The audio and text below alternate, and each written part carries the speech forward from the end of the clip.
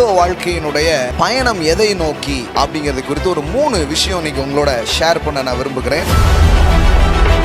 ஒன்று வந்து டூயிங், அதுக்கப்புறம் பீயிங், அதுக்கப்புறம் நோயிங். ஆண்டவர் எதையோ ஒன்றை செய்யறதுக்காக நம்மளை அழைத்திருக்கிறார். ஒரு செயல் புரிவதுதான் ரொம்ப முக்கியமான ஒன்று அப்படின்னு சொல்லிட்டு நிறைய காரியங்களை என்ன பண்ணிட்டே இருக்கிறோம், செய்து கொண்டே இருக்கிறோம். மதத்தை பொறுத்த வரைக்கும் செயல் புரிந்து கொண்டே இருக்கிறத பாராட்டுவதுதான் மதம். நீங்கள் என்ன செய்கிறீர்கள் என்பதை விட நீங்கள் என்னவா இருக்கிறீர்கள் என்பது தேவனுக்கு முக்கியமான காரியம்.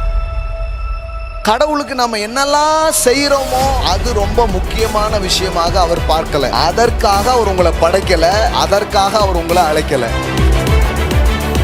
நீங்க சபைக்குள்ள வந்த உடனே நமக்கு சொல்லப்படுகிற விஷயம் என்ன தெரியுமா? உனக்காக அவர் மரித்தார், அவருக்காக நீ என்ன செய்ய போகிறாய்? இந்த கேள்விதான் முதல்ல கேட்க போறோம். அதனால நம்ம உடனே கிறிஸ்தவ வாழ்க்கையை எங்க ஸ்டார்ட் பண்ணிடுவோம்? ஏதாவது செய்யணும் பிரதர், ஏதாவது செய்யணும் பிரதர். கடவுளின் லட்சியம் என்ன? எதையோ ஒண்ணு செய்யறது இல்லை. அவருக்கு என்ன லட்சியம், என்ன நோக்கம்? அவர் சொல்றாரு ஃபாலோ மீ. கடவுளுக்கு உங்களை குறித்த லட்சியங்களும் நோக்கங்களும் என்னவா? இயேசுங்கிற ஒரு குமாரன் இருந்தார், அவரை போலவே அநேக குமாரர்கள் வர வேண்டும் என்பதுதான் அவருடைய லட்சியமும் நோக்கமுமா இருக்குது. Doing is not important, being is important. லட்சியங்கிறது ஆத்துமாதாயமோ, லட்சியங்கிறது பெரிய பெரிய வேலை செய்யறதோ கிடையாது. லட்சியங்கிறது என்னன்னா, என்னை பின்பற்றுங்கள், நான் உங்களை மனிதர்களை பிடிக்கிறவர்களாக்குவேன். இப்போ கடவுளுடைய நோக்கமே என்ன தெரியுமா? உங்களை குறித்து நீங்க என்ன செய்வீங்கிறது இல்ல, என் பையன் மாதிரி நீ மாறிடு, அதுதான் அவருடைய நோக்கமும் லட்சியமா இருக்கு. நீங்க என்னதான் பண்ணாலும் அவர் அதுல திருப்தி அடைய மாட்டார். பிதாவுக்கு திருப்தி தரக்கூடிய ஒரே ஒரு மேட்டர் இருக்கு, என் பையன் இயேசு மாதிரியே இருக்கு அப்பா, அதுக்குத்தானே நான் உன்னை பெத்தேன், அதுக்குத்தானே உன்னை உண்டாக்குனேன் அப்படிங்கிறது மட்டும்தான் அவரை சாட்டிஸ்ஃபைட் பண்ணு. உங்க வாழ்க்கையில நடக்கிற எல்லா சம்பவமுமே எதுக்கு தெரியுமா? இயேசுவை போல உங்களை மாத்துறதுக்காக, இயேசுவை போல நீங்க மாறணுங்கிறதுக்காக, அந்த குமாரனின் சாயல் வெளிப்பட வேண்டும் என்பதற்காக தான் எல்லாம் நடக்குது. அதுதான் அந்த நன்மை. அல்லது உங்கள் கிறிஸ்தவ வாழ்க்கையின் பயணத்தை குறித்த கடவுளுடைய நோக்கம் ரொம்ப தெளிவா இருக்கு. இயேசு. நீங்க என்ன செயல் செய்யறீங்கிறது முக்கியம் இல்ல, உங்க ஹார்ட்ல, உங்க இருதயத்துல இயேசுவின் குணாதிசயத்துக்கு ஒப்பாக, அவருடைய சாயலுக்கு ஒப்பாக நாம எந்த அளவுக்கு டிரான்ஸ்ஃபார்ம் ஆகிறோங்கிறது தான் முக்கியமா இருக்கிறது. அதுதான் பிதாவை ரொம்ப சந்தோஷப்படுத்துற விஷயமா இருக்கு. இந்த மறுரூபமும் இந்த மாற்றமும் எப்படி சாத்தியமாகுது, எப்படி நடக்குது அப்படின்னு சொன்னா நோயிங். அதாவது நாம் இயேசுவை ஏற்றுக்கொள்வதையே இயேசுவை அறிந்து விட்டதாக நாம் நினைக்கிறோம். இயேசுவை ஏற்றுக்கொள்வது என்பது வேறு, இயேசுவை அறிவது என்பது வேறு. கடவுள் வேற எதுக்கு உங்களை படைக்கல, அவரை அறிகிறதுக்காகவே படைச்சிருக்கிறார். அவரை அறிகிற அறிவுக்குள்ளதான் அவர் சகலத்தையும் வைத்துள்ளார். வாழ்க்கையில ஒன்னே ஒண்ணுதான், இயேசு எப்படி பிதாவை அறிந்திருந்தாரோ அந்த அளவுகோல்ல ஒரு நாள் இந்த பூமியில நம்ம வாழ்ந்தா கூட அது அபாரமான வாழ்க்கையாக மாற ஆரம்பிச்சு. இந்த அறியறதுங்கிறது எந்த லெவல்ல இருக்கோ அதுக்கு ஏத்த மாதிரி தான் வாழ்க்கை இருக்கும். நான் என் பிதாவை அறிகிறேன், இயேசுவை அறிகிறேன், இந்த அறிவுல நான் வளர்ந்துட்டே போறேன். அந்த அறிவுங்கிறது வெறும் மூளையில, அறிவுல இருக்கிற இன்டெலெக்சுவலான ஒரு விஷயமா இல்ல, எக்ஸ்பீரியன்ஸ் நாலேஜ். இப்ப நம்முடைய பிரச்சனை எல்லாம் என்ன? நமக்கு காசு இல்லாத பிரச்சனை. ஆனா ஆண்டவர்கிட்ட போய் கேட்டனா, இல்லப்பா என்னை பத்தி உனக்கு தெரியாததான் பிரச்சனை, உங்களை பத்தி தெரியுமா, இயேசுவை ஏற்றுக்கிட்டோம்ல. அவர் சொல்றாரு, அமர்ந்திருந்து நான் யாருன்னு புரிஞ்சுக்கோ, நான் யாருன்னு புரியவே நீ மேல போயிடுவ, உன் வாழ்க்கை உயரங்களுக்கு நேராக போக ஆரம்பிச்சு. நம்முடைய கிறிஸ்தவ வாழ்க்கை அல்லது கிறிஸ்தவ பயணத்துக்குன்னு சில நோக்கங்கள் இருக்கு. நோக்கம்னா நாம போய் அடையக்கூடிய டெஸ்டினியா இருக்குது, அல்லனா லக்குன்னு நம்ம சொல்கிறோம், லட்சியங்கள் அப்படின்னு சொல்கிறோம், அல்லது குறிக்கோள்கள் அப்படின்னு என்ன பண்ணுறோம் சொல்கிறோம். ஸோ இந்த கிறிஸ்தவ வாழ்க்கையினுடைய குறிக்கோள் என்ன, பயணம் எதை நோக்கி அப்படிங்கிறது குறித்து ஒரு 3 விஷயம் இன்றைக்கி உங்களோட ஷேர் பண்ண நான் விரும்புகிறேன். ஒன்று வந்து டூயிங், எல்லாம் சொல்லுங்கள் டூயிங், அதுக்கப்புறம் பீயிங், அதுக்கப்புறம் நோயிங். இந்த 3 தான். இது முதல்ல சொல்லிடுறேன், அப்புறம் கடகடன்னு இதை என்ன பண்ணலாம், கொஞ்சம் பேசலாம். முதல்ல என்னென்னா இந்த டூயிங் பற்றி கொஞ்சம் பேசுவோம், அதுக்கப்புறம் பீயிங் பற்றி பேசுவோம், அப்புறம் நோயிங் பற்றி பேசலாம். சரியா? அதாவது தமிழில் சொல்லிடுறேன். டூயிங்னா என்ன? செய்கிறது. அதுக்கப்புறம் பீயிங்னா என்ன? நம்ம என்னவா இருக்கிறோம் அப்படிங்கிறது, இருத்தலை பற்றிய காரியம். அடுத்தது நோயிங், அறிவதை பற்றிய காரியம். செய்வது, இருப்பது, அறிவது. எல்லாம் சொல்லுங்கள். செய்தல், இருத்தல், அறிதல். சரியா? இப்படி ஏதாவது இப்படி சொல்லிட்டு போகிறீங்க, ஒன்றுமே தெரிய மாட்டேங்குன்ற கூடாது. அதனால் 2 கைண்ட் ஆஃப் ஆடியன்ஸ்க்காகவும் என்ன பண்ணியாச்சு, சொல்லியாச்சு. ஓகே. சில நேரம் தமிழில் சொன்னால் சில பிள்ளைங்களுக்கெல்லாம் புரியவே மாட்டேங்குது, என்ன சொல்கிறாங்க அப்படின்ட்டு. ஏன்னா அவங்க அவ்வளோ இதாக இருக்கிறாங்க. அதனால் 2 பேருக்குமே சேர்த்து சொல்லியிருக்கிறோம். பாருங்கள், முதல்ல இந்த கிறிஸ்தவ வாழ்க்கையில் நம்ம என்ன நினைக்கிறோம், இந்த டூயிங் பற்றி பேசுவோம், செய்கிறத பற்றி பேசுவோம். ஆண்டவர் எதையோ ஒன்றை செய்கிறதுக்காக நம்மளை அழைத்திருக்கிறார் அப்படின்னு சொல்லிட்டு நம்ம நம்பி நிறைய நேரம் எதையாவது ஒன்றை செஞ்சுக்கிட்டே இருக்கிறோம், நிறைய செஞ்சுட்டு இருக்கிறோம். ஒரு செயல் புரிவது தான் ரொம்ப முக்கியமான ஒன்று அப்படின்னு சொல்லிட்டு நிறைய காரியங்களை என்ன பண்ணிகிட்டே இருக்கிறோம், செய்து கொண்டே இருக்கிறோம். ஆனால் நம்ம கடந்த 2 வாரத்துக்கு முன்னாடி கூட நான் பேசினேன். ஒரு 2 சகோதரிகள் இயேசுவை வீட்டுக்கு என்ன பண்ணுறாங்க, அழைக்கிறாங்க. ஒரு சகோதரி என்ன பண்ணுறா, எதையோ ஒன்று செஞ்சுக்கிட்டே இருக்கா. செய்கிறதுனால ரொம்ப கவலையாகுது, இயேசுக்கிட்ட வேற கம்ப்ளைண்ட் போகுது. ஆனால் ஒருத்தி செயலை ஒன்றும் இயேசுக்கிட்ட இருந்து என்ன பண்ணுறா, பெற்றுக்கொண்டு இருக்கிறார். ஆக்சுவலி அந்த இடத்துல பார்த்தீங்கன்னா இயேசு ஏதோ ஒரு செயல் செய்து கொண்டிருந்த மார்த்தால என்ன பண்ணுறாரு, நீ இப்படி கவலைப்படுறியங்கிறாரு. ஆனால் இயேசுக்கிட்ட இருந்து உன்னை பெற்றுக்கொண்டிருந்த மரியாதை அவர் என்ன பண்ணுறாரு, பாராட்டுகிறார். நல்லா கவனிங்க, இது ரொம்ப நுட்பமாக நீங்கள் கவனிக்கணும். மதத்தை பொறுத்த வரைக்கும் செயல் புரிந்து கொண்டே இருக்கிறத பாராட்டுவது தான் மதம். ஆனால் கடவுள் பாருங்கள், உங்களை அதையும் இதையும் செய்கிறதுக்காக அவர் முதல்ல உங்களை அழைக்கலை. நீங்கள் என்ன செய்கிறீங்க, என்ன பண்ணுறீங்க, இதிலேயே கடவுள் ஃபோக்கஸ்டாக இல்லை. கடவுள் எதில் ஃபோக்கஸ்டாக இருக்கிறாருங்கிறத உங்களுக்கு காட்ட விரும்புகிறேன். அதாவது நீங்கள் என்ன செய்கிறீர்கள் என்பதை விட நீங்கள் என்னவா இருக்கிறீர்கள் என்பது தேவனுக்கு முக்கியமான காரியம். எல்லாம் இப்போது இயேசு நிறைய பேர் சொல்கிறாங்க, ஆண்டவரே உங்கள் நாமத்தினால நாங்கள் தீர்க்க தரிசனம் சொன்னோம், உங்கள் நாமத்தினால நாங்கள் பிசாசுகளை துரத்துனோம், உங்கள் நாமத்தினால நாங்கள் வியாதிஸ்தர்களை என்ன பண்ணோம், குணமாக்கணும் அப்படின்னு சொல்கிறாங்க. உடனே இயேசு சொல்கிறாரு, அப்படியாப்பா, உங்களை எனக்கு தெரியலையே அப்படிங்கிறார். கொஞ்சம் ஒரு மாதிரி இருக்கும். மத்தேயு 7 அந்த முந்தினதுலேருந்து போடுங்க. மத்தேயு 7:22. அந்நாளில் அநேகர், எல்லாம் சொல்லுங்கள், அநேகர். சில பேர் கிடையாது, எத்தனை பேர், எல்லாம் சொல்லுங்கள், அநேகர். அவன் கொஞ்சம் கவனமாக இருக்கணும். அநேகர் என்னை நோக்கி, கர்த்தாவே கர்த்தாவே, உமது நாமத்தினாலே தீர்க்க தரிசனம் உரைத்தோம் அல்லவா, உமது நாமத்தினாலே பிசாசுகளை துரத்தினோம் அல்லவா, உமது நாமத்தினாலே அநேக அற்புதங்களை செய்தோம் அல்லவா என்பார்கள். அப்பொழுது நான் ஒரு காலம் உங்களை அறியவில்லை, அக்கிரம செய்கைக்காரரை என்னை விட்டு அகன்று போங்கள் என்று அவர்களுக்கு சொல்லுவேன். இது கொஞ்சம் குழப்பமாக இருக்கும் நிறைய பேருக்கு இதை படிச்சுட்டு. என்னங்க, அற்புதங்கள்லாம் நிறைய செஞ்சாங்க, பிசாசெல்லாம் துரத்துனாங்க, தீர்க்க தரிசனம்லாம் சொன்னாங்க, அவங்கள பார்த்தா இப்படி சொல்லியிருக்குது அப்படிங்கிற மாதிரி ஒரு எண்ணம் உள்ள வரும். சிலர் இதை வச்சுக்கிட்டே அற்புத அடையாளங்கள், தீர்க்க தரிசனங்களை திட்டுவாங்க.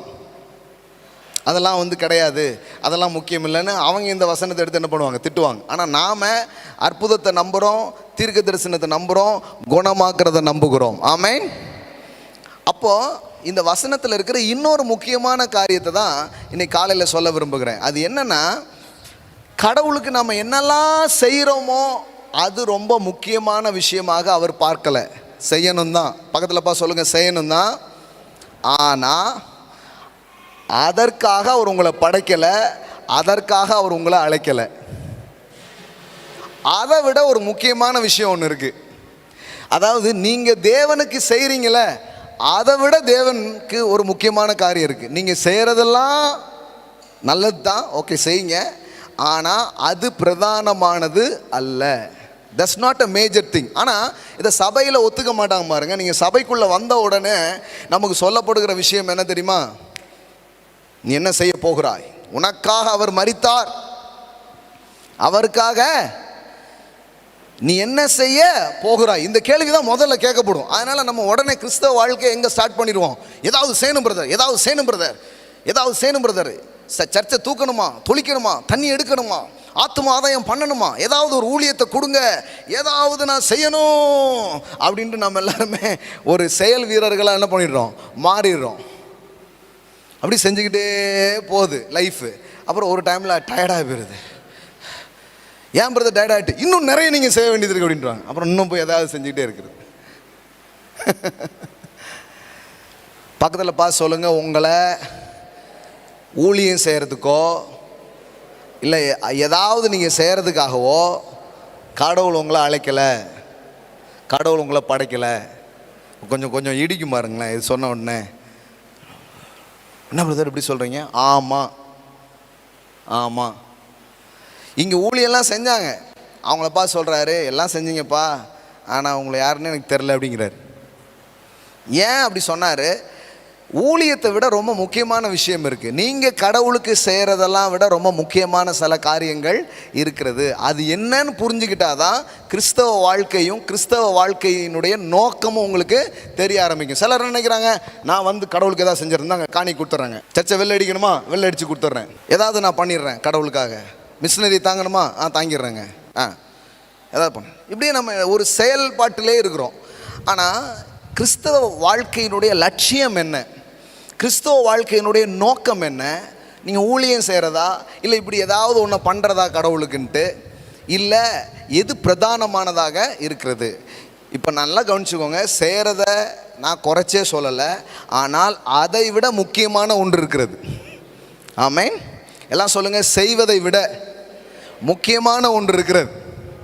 ஆமென். அது என்னன்னு பிடிக்கணும் பாருங்கள். அது என்னன்னு பிடிச்சாதான் எல்லாமே கரெக்டாக இருக்கும். அது என்ன, எதை பற்றி அவர் சொல்கிறாரு அப்படின்னு பார்த்தீங்கன்னா, நல்லா கவனிங்க. மனுஷனை கடவுள் படைக்கும் பொழுது என்ன நோக்கத்துக்காக அவனை படைச்சாரு? ஆதாம் வந்து எனக்கு ஆத்தும ஆதாயம் பண்ணுவான் அப்படின்னு படைச்சாரா? சில சொல்லுவாங்க கடவுள் உன்னை துதிப்பதற்காகவே படைத்தார். இவங்க என்ன நினச்சிக்கிட்டாங்கன்னா, நான் பிறந்தது எதுக்கு தான்? தேவதூதர்கள் பாட்டு பாடிலாம் கடவுளுக்கு ரொம்ப என்ன ஆயிடுச்சு, போர் அடிச்சிடுச்சு அப்படின்னு இருந்து நம்ம பாட்டையா, அதனால் நம்மளை பாட வச்சு கேட்போமே அப்படின்ட்டு நம்மளெல்லாம் படைச்சிட்டு பாடிடி அப்படின்னு சொல்கிறாரு போல் அப்படின்னு நினச்சிக்கிறோம். எந்த பாட்டியா பாட அப்படின்னு நம்ம கேட்க, அவர் ஏதோ நம்மளை பாட சொல்ல அதுக்காகவே நம்ம படைச்சிருக்கிறாரு அப்படின்னு என்ன பண்ணுறோம், நினச்சிட்றோம். இல்லைங்க, பாட்டு பாடுறதுக்காகவும் படிக்கலை, ஆத்துமாதாயம் பண்ணுறதுக்காகவும் படிக்கலை. கடவுளுடைய நோக்கம் தான் என்ன? ஏன் கடவுள் மனுஷனை படைச்சாரு? இந்த கிறிஸ்தவ வாழ்க்கையினுடைய லட்சியம் என்ன? ஏன்னா எப்போவுமே இந்த கோல், அந்த லட்சியம் வந்து மிஸ் ஆயிடுச்சுன்னு வைங்களேன், எல்லாமே மிஸ் ஆகிடும், எல்லாமே திரும்பி வேறு பக்கம் போயிடும். இந்த விமானத்தில் அந்த பைலட்ஸ் அவங்க வந்து சொல்கிறாங்க, இந்த அவங்க அந்த விமானத்தை இயக்கும் போது அதனுடைய ஒரு கொஞ்சம் விலகுனா கூட வேறு நாட்டுக்கு போயிடும். அந்த கோட்டிலேருந்து ஒரு புள்ளி டைமென்ஷன் அப்படி விலகுனாலே என்ன ஆகிடும், டெஸ்டினி பார்த்தீங்கன்னா வேறு ஊரில். என்னங்க இவ்வளோ தான் விலகுன, கடைசியில் பார்த்தா வேறு ஊர் வந்துருச்சுன்னா அப்படி தான் ஆகிடும்.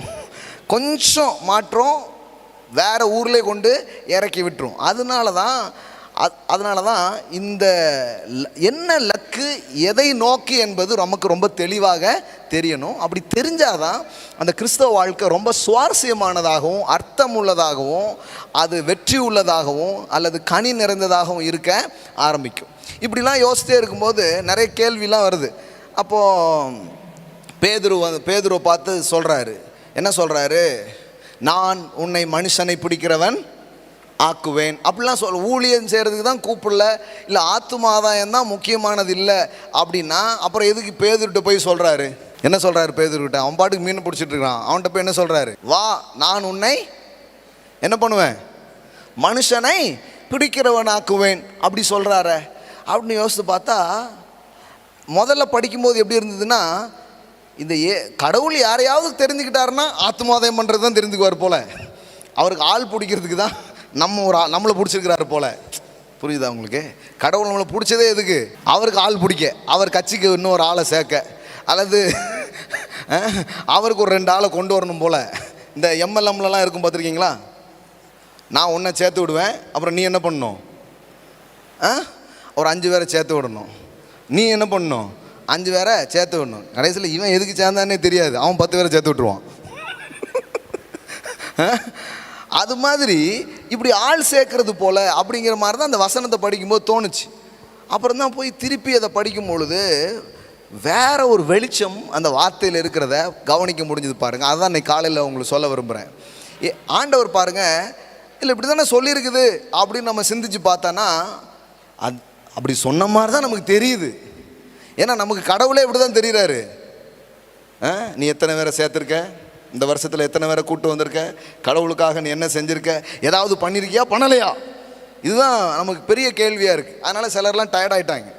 ஆனால் இங்கே கவனித்து பாருங்கள், அவர் சொல்கிறாரு ஆள் பிடிக்கிறதுக்கெலாம் கூப்பிடலையா. அந்த வசனத்தையே நீங்கள் பாருங்கள், அந்த வசனத்திலே தெளிவாக இருக்குது. ஆனால் இவ்வளோ நாள் நான் நினச்சிக்கிட்டேன் ஆள் பிடிக்கிறது தான் முக்கியம் போல் நினச்சிக்கிட்டாங்க. பாருங்கள், சீமோனுக்கு கூட்டாளிகளான செபதேவின் குமாரனாகிய யாக்கோபும் யோவானும் அந்தபடியே பிரமித்தார்கள். அப்பொழுது இயேசு சீமோனை நோக்கி, பயப்படாதே, நல்லா கவனிங்க, பயப்படாதே, இது முதல் நீ மனுஷரை பிடிக்கிறவனாய் இருப்பாய் என்றார். நல்லா கவனிங்க, அவர்கள் படவுகளை கரையிலே கொண்டு போய் நிறுத்தி எல்லாவற்றையும் விட்டு அவருக்கு பின் சென்றார்கள். நல்லா கவனிங்க, அவர் என் பின்னாடி வா பீட்டர், நீ ஏன் பின்னாடி வா, நீ ஏன் பின்னாடி வா, நான் உன்னை மனுஷரை பிடிக்கிறவர் ஆக்குவேன். எத்தனை பேர் புரிஞ்சுன்னு தெரில. அதாவது மனுஷனை நீ பிடிப்பேன்னு சொல்ல, நீ என் பின்னாடி வா, உன் வேலை என்ன? மனுஷனை போய் பிடிக்கிறது இல்லை, என் பின்னாடி வர்றது, என்னுடைய ஃபுட் ஸ்டெப்பை ஃபாலோ பண்ணுறது. நீ என் பின்னாடி வா, உன்னை மனிதனை பிடிக்கிறவனா நான் ஆக்குவேன் அப்படிங்கிறார். இப்போ என்ன ஆச்சு தெரியுமா, அவர் பின்னாடி போகிறதெல்லாம் ஃபோக்கஸ்டாகவே இல்லை. ஃபோக்கஸ் என்ன தெரியுமா, எப்படியாவது பிடிக்கிறோம் பார், எப்படியாவது எழுப்புறோம் பார் அப்படின்ட்டே போகிறோம். அப்புறம் நம்மளை பிடிக்கிறதுக்கு 4 பேர் தேவைப்படுதாங்க. பாஸ் பிடிங்க பாஸ், என்ன யாராவது பிடிங்க பாஸ் அப்படிங்கிற மாதிரி ஆயிடுறாங்க. அவர் உங்களை யாரையும் பிடிக்க சொல்லலை. அவர் சொல்கிறார், ஃபாலோ மீ, என் பின்னாடி வா, நான் உங்களை மனிதர்களை பிடிக்கிறவர்களாக்குவேன். ஆமென். அப்போ இது கவனிங்க, அப்போ ஃபோக்கஸுங்கிறது டூயிங் கிடையாது, பீயிங். நீங்கள் என்ன செய்கிறீங்க, என்ன செய்யணுங்கிறது விஷனில் ஃபஸ்ட்டு வரல. நீங்கள் என்னவா இருக்கணுங்கிறது தான் அங்கே முதல்ல வருது. என்னவா இருக்கணுங்கிறதுனா என்னென்னா, அவர் சொல்கிறாரு ஃபாலோ மீ, ஃபாலோ மீ. எல்லாம் சொல்லுங்கள் ஃபாலோ மீ. அப்படின்னா என்ன அர்த்தம்? இன்னும் கொஞ்சம் தெளிவாக சொல்கிறேன் பாருங்களேன். கடவுளின் லட்சியம் என்ன, கடவுளுடைய நோக்கம் என்ன தெரியுமா? உங்கள் எல்லாரையும் குறித்து, என்ன குறித்து எதையோ ஒன்று செய்கிறதில்ல. அவருக்கு ஒரே ஒரு லட்சியம் தான் இருக்குது, ஒரே ஒரு நோக்கம் தான் இருக்குது. அவருக்கு என்ன லட்சியம், என்ன நோக்கம்? ரோமர் எழுதின நிருபம் 8வது அதிகாரத்துக்கு திருப்புங்க. ரோமர் எழுதின நிருபம் 8வது அதிகாரம். ஏன் அவர் உங்களை அழைத்திருக்கிறார்? கடவுள் உங்களை ஏன் அழைத்திருக்கிறார்? உங்களை ஏன் தெரிந்து கொண்டிருக்கிறார்? கிறிஸ்தவ வாழ்க்கையினுடைய லட்சியம் என்ன?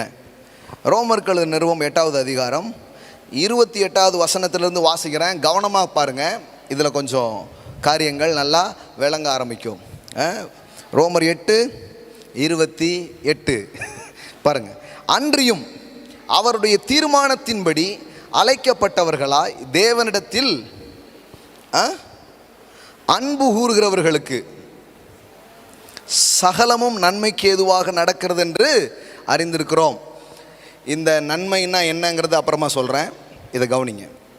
நன்மைன்னு ஒன்று சொல்கிறார்ல, சகலமும் நன்மைக்கு ஏதுவாக நடக்குதுங்கிறார, அது என்ன நன்மைங்கிறது அப்புறம் சொல்கிறேன். இப்போ கவனிங்க, தம்முடைய யாரை தீர்மானித்து யாரை அழைத்தாரோ, ஏன் அழைத்தார், ஏன் தெரிந்து கொண்டார், அதனுடைய நோக்கம் என்ன, அதனுடைய லட்சியங்கள் என்ன, அந்த தெரிந்து கொள்வதனுடைய நோக்கம் தான் என்ன அப்படின்னா 29 பாருங்கள். தம்முடைய குமாரன் அநேக சகோதரருக்குள்ளே முதற் பேரானவராய் இருக்கும் பொருட்டு தேவன் எவர்களை முன்னறிந்தாரோ அவர்களை தமது குமாரனுடைய சாயலுக்கு ஒப்பாயிருப்பதற்கு முன் குறித்திருக்கிறார்.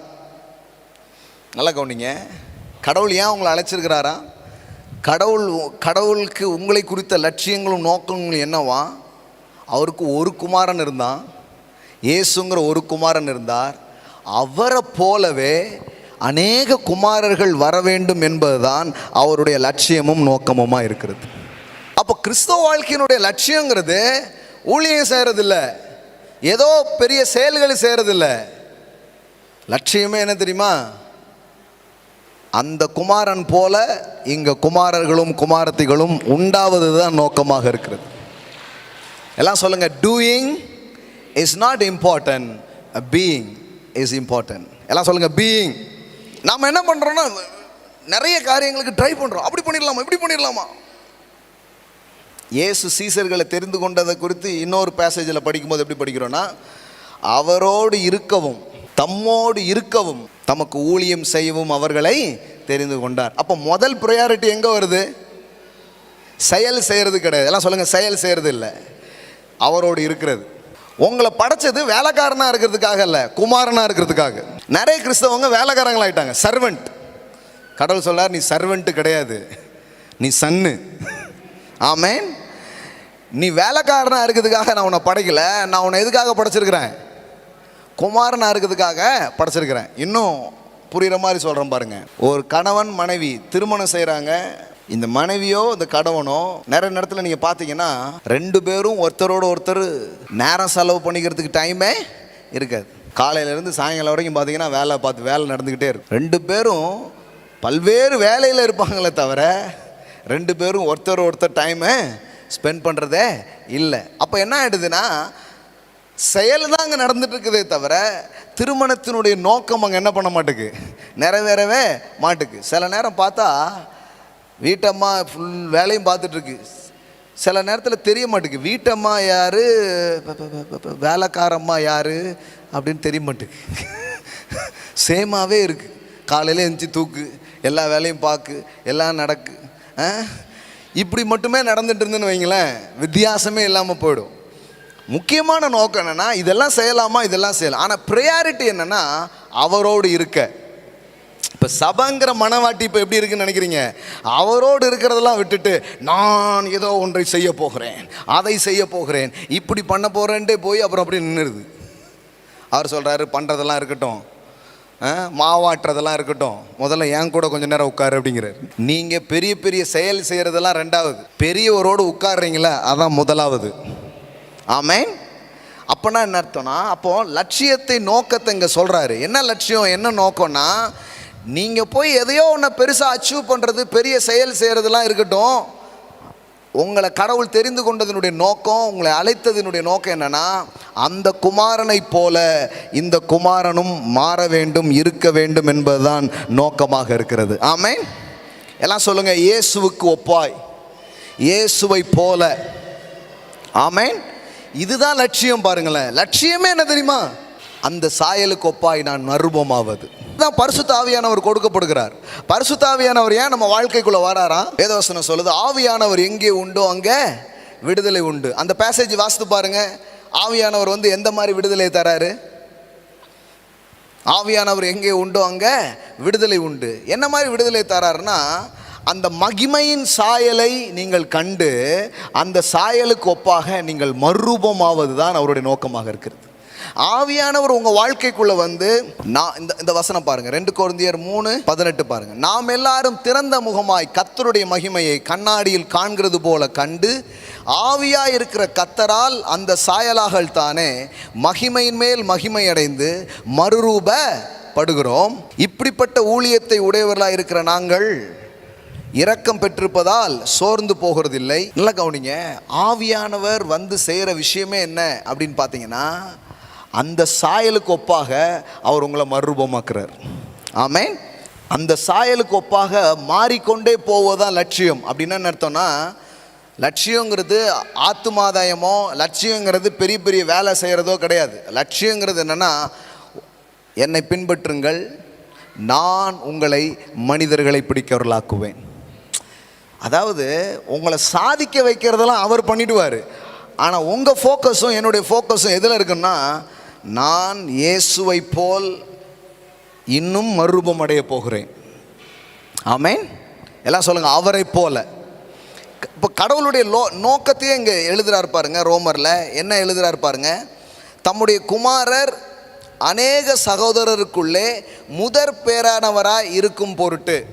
நல்லா கவனிங்க, இந்த வார்த்தை உங்களுக்கு வேதாகமத்தில் ரொம்ப கவனிக்கப்பட வேண்டிய முக்கியமான வார்த்தை, முதற் பேரானவர். எல்லாம் சொல்லுங்கள், முதற் பேரானவர். இதுக்கு முந்தைய சில பக்கங்களில் நீங்கள் பார்த்தீங்கன்னா இயேசுவை குறித்து வேதவசனம் சொல்லும்போது எப்படி சொல்லுது? ஒரே பேரான குமாரன். எல்லாம் சொல்லுங்கள், ஒரே பேரான குமார். ஏன்? கடவுளுக்கு ஒரு மகன் தான் இருந்தார், ஒரே ஒரு மகன் தான் இருந்தார். அந்த ஒரு மகனை நமக்காக என்ன பண்ணார்? கொடுத்தார். யோவான் 3:16 வாசிக்கிறோம், தேவன் தம்முடைய ஒரே பேரான குமாரனை விசுவாசிக்கிறவன் எவனோ அவன் கெட்டு போகாமல் நித்திய ஜீவனை அடையும்படிக்கு இயேசுவை தந்தருளி தேவன் இவ்வளவாய் உலகத்தில் அன்பு கூர்ந்தார். அப்போ ஒன்லி பிகாட்டன் சன் அப்படின்னு தான் நம்ம படிக்கிறோம் பைபிளில். God gave his only begotten son Jesus. ஒரே பேரான குமாரனை அவர் நமக்காக என்ன பண்ணாராம்? கொடுத்தார். ஆனால் இங்கே இயேசு மரித்து உயிரோடு எழும்பிட்டார். இப்போ உயிர் தெழுந்ததுக்கு அப்புறம் இங்கே சொல்லப்படும் போது அந்த வார்த்தை எப்படி வருது பாருங்க, தம்முடைய குமாரர் அநேக சகோதரருக்குள்ளே முதற் பேரானவராய் இருக்கும் பொருட்டு. எல்லாம் சொல்லுங்க, முதற் பேரானவர். என்னங்க, ஒரே பேரானவர்னு சொன்னது இப்போ எப்படி ஆயிடுச்சு? ஒன்றுங்கிறது வேற, எனக்கு ஒரு பிள்ளைங்கன்னு சொல்லிட்டீங்கன்னா அடுத்தது யாருன்னு கேட்க மாட்டீங்க. ஆனால் இதுதான் என் முதல் பிள்ளை அப்படின்னா என்ன அர்த்தம்? இவன் தான் என் மூத்த பிள்ளைன்னு நீங்கள் சொல்கிறீங்கன்னா என்ன அர்த்தம்? அடுத்தது 2வதோ 3ஓ 4ஓ 5ஓ இருக்குன்னு அர்த்தம். அப்போ ஒரே பேரான குமாரன் அப்படின்னு யூஸ் பண்ண வார்த்தையை இப்போ எப்படி யூஸ் பண்ணுறாரு பவுல்? முதற் பேரான குமாரன் அப்படின்னா அர்த்தம். கடவுளுடைய ஐடியாவே என்னன்னா, இயேசு மாதிரி ஒரு பிள்ளை இல்லை, இயேசுவை போல அநேக குமாரர்கள் அநேக குமாரத்திகள் எழும்புவது உருவாவதுதான் அவருடைய நோக்கமாக இருக்கிறது. இப்போ கடவுளுடைய நோக்கமே என்ன தெரியுமா? உங்களை குறித்து நீங்க என்ன செய்வீங்கிறது இல்லை, என் பையன் மாதிரி நீ மாறிடு, அதுதான் அவருடைய நோக்கமும் லட்சியமா இருக்கு. நீங்க ஏதாவது செய்வீங்களா, ஏதாவது பண்ணுவீங்களா அப்படி பார்த்துட்டே அவர் இல்லை. அவர் எப்படி பார்த்துட்டு இருக்கிறாருன்னா, உங்களை எதற்காக அழைத்திருக்கிறார், எதை தீர்மானிச்சு உங்களை கூப்பிட்டுருக்கிறாருன்னா, உன்னை பார்க்கும்போது என் மூத்த பையனை பார்த்த மாதிரியே இருக்கணும், உன்னை பார்க்கும்போது என் முதல் மகனை பார்த்தது போலவே இருக்க வேண்டும். அதுக்கு தான் ஆவியானவர். இப்போ அந்த ஆவியானவர் நம்மளை அந்த சாயலுக்கு ஒப்பாக மறுரூபப்படுத்தி கொண்டே இருக்கிறார். இப்போ நிறைய பேர் கேட்கலாம், அப்போ நம்ம ஒன்றுமே செய்ய வேண்டாமாங்க? நீங்கள் அவர் சாயலுக்கு ஒப்பாக மாறும்போது உங்ககிட்ட இருந்து ஆச்சரியமான செயல்திறன்கள் வெளியில் வர ஆரம்பிக்கும். அது ஆட்டோமேட்டிக்காக நடக்க ஆரம்பிக்கும். அதுக்கு நீங்கள் ட்ரை பண்ண வேண்டாம், அதுக்கு நீங்கள் முயற்சி பண்ண வேண்டியதே இல்லை. உங்களுடைய ஆசை, உங்களுடைய லட்சியம், உங்கள் கோல் என்னவா இருக்கணும் தெரியுமா? என் அண்ணன் இயேசு மாதிரியே நான் மாறணும். அப்படிதான், அண்ணன் தானே சொல்லணும், அவர் தானே மூத்த அண்ணன். ஆமாம், இதய தீபம் நமது அண்ணா தோன்றினார். ஆமென். அப்போ ஒரே மகன்கிற வார்த்தை முதல் மகனாக மாற்றப்பட்டது. எல்லாம் சொல்லுங்க, முதல் மகன். அப்போ நீங்கள் இப்போ யாரு? தெரியல, 2வதா 3வதா 5வதா 6வதா 999 இல்லை 10,100 தெரியாது. ஆனால் ஒன்று கன்ஃபார்ம், அவரை போலவே இருக்கும்படி அவர் உங்களை அழைத்திருக்கிறார், உண்டாக்கியிருக்கிறார். நீங்கள் என்னதான் பண்ணாலும் அவர் அதில் திருப்தி அடைய மாட்டார். யாரு? பிதா. பிதாவுக்கு திருப்தி தரக்கூடிய ஒரே ஒரு மேட்டர் இருக்கு, என் பையன் இயேசு மாதிரியே இருக்கு அப்பா, அதுக்குத்தானே நான் உன்னை பெத்தேன், அதுக்குத்தானே உன்னை உண்டாக்குனேன் அப்படிங்கிறது மட்டும்தான் அவரை சாட்டிஸ்ஃபைட் பண்ணுது. நான் தீர்க்க தரிசனம் சொன்னேனே, அற்புதம் செஞ்சேனே, என்னத்த போ, என் பையன் மாதிரி நீ இல்லாமல் போயிட்டிய, விளங்குச்சா? பிசாசெல்லாம் துரத்துனே இயேசுவே, எவ்வளோ பேருக்கு ப்ராஃபஸி பண்ணேன், உங்கள் நாமத்தில் பண்ணாத அற்புதமே கிடையாது. மழையை நிறுத்தின, என்னெல்லாமோ வந்துச்சு. பாலசேகர் சர்ச்சில் கோல்டு டஸ்ட் தான் வந்துச்சு, நான் கோல்டே கொண்டு வந்தேன், என்னெல்லாமோ பண்ணலாம்.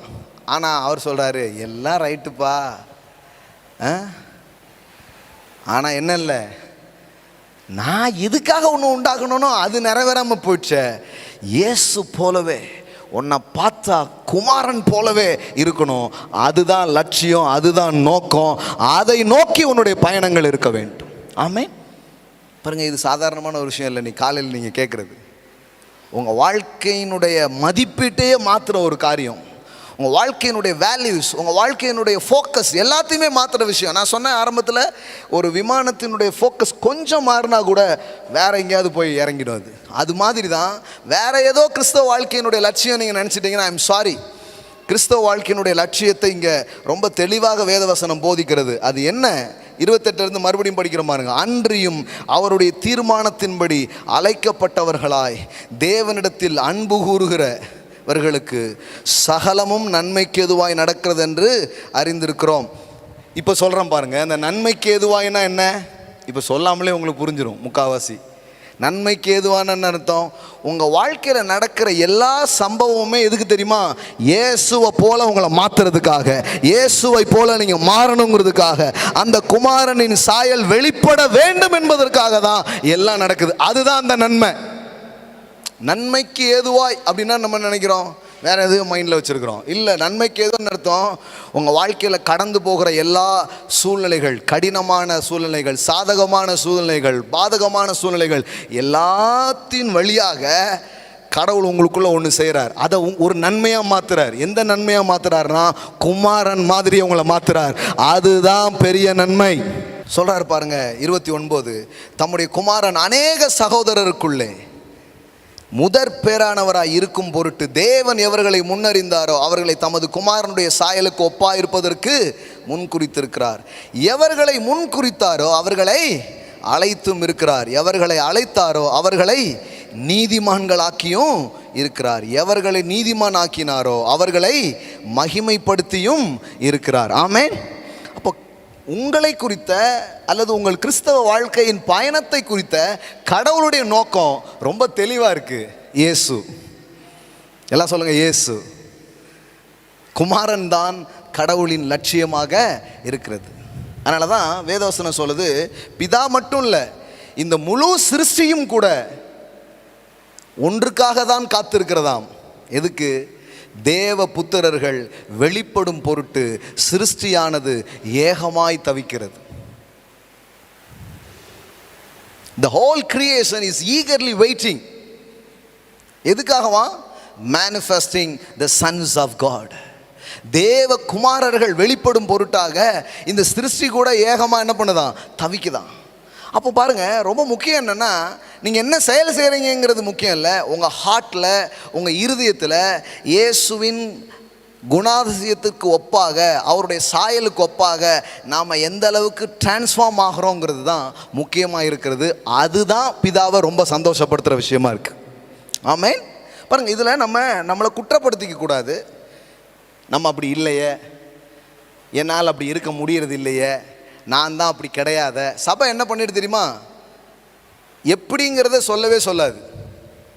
எப்படிங்கிறத சொல்லவே சொல்லாது. ஆனால் வெறுமனையாக சொல்லும், பரிசுத்தமாக இருக்கணும். இப்போ யாருக்கு தெரியாது பரிசுத்தமாக இருக்கணும்ன்ட்டு? இங்கே யாராவது இருக்கீங்களா அப்படி? ஆனால் வாரம் வாரம் அதான் சொல்லிகிட்டே இருப்போம், பாவம் செய்யாதீங்க, பரிசுத்தமாக இருங்க. சார் அதுதான் தெரியுமே.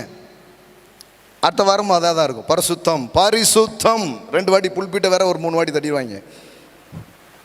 இந்த திருப்பி எழுப்புதோட பிரசங்கம் பண்ணிட்டு இருக்காரு, ஏன்னா 3 வாட்டி புல்பிட்டை தட்டி பேசிட்டு இருக்கிறார் அப்படின்ட்டு.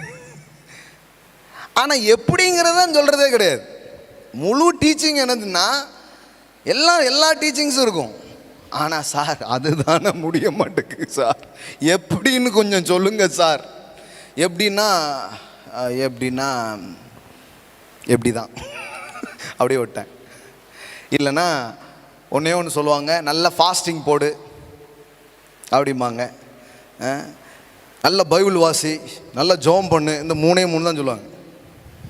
என்ன கேள்வி கேட்டாலும் 3 பதில். உபவாசரு, அப்புறம் என்ன பண்ணு, நல்லா ஜெபம் பண்ணு, நல்ல பைபிள் படி அப்படின்னு என்ன பண்ணிடுவாங்க, போடுவாங்க. ஆனால் நல்லா கவனிங்க, புதிய ஏற்பாட்டின் பழைய ஏற்பாட்டின் போதனெல்லாம் செய்யாதே இதை பற்றியே தான் இருக்குது. ஆனால் புதிய ஏற்பாட்டில் மட்டும்தான் எப்படி செய்யாமல் இருக்க முடியும், செய்வதற்கு கடவுள் எப்படி உதவி செய்கிறார், எப்படி பரிசுத்த ஆவியானவர் நம்ம கூட இருந்து எப்படி ஹெல்ப் பண்ணுறாரு, எப்படி அப்படி ஒரு வெற்றிகரமான ஒரு வாழ்க்கை வாழ முடியும் என்கிற சாத்தியக்கூறுகளை புதிய ஏற்பாட்டின் நிருபங்களில் தான் நாம் என்ன பண்ண ஆரம்பிக்கிறோம், வாசிக்க ஆரம்பிக்கிறோம். ஆமென்.